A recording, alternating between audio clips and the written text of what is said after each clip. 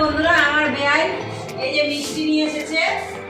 আর এটা কি এনেছে তাহলে দেখি তারপর বলছি আম এনেছে মনে হচ্ছে এখন অসময়ে আম পাওয়া যায় আম আছে এই যে দেখেছো দেখো বন্ধুরা আমাদের জন্য আম নিয়ে এসেছে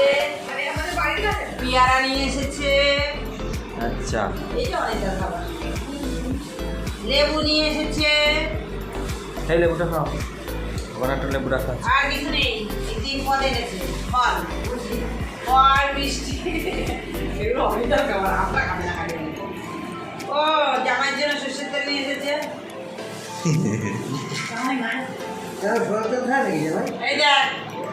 আমরা আর কিচ্ছু কিনে খাবো না সর্ষের তেল এসে গেছে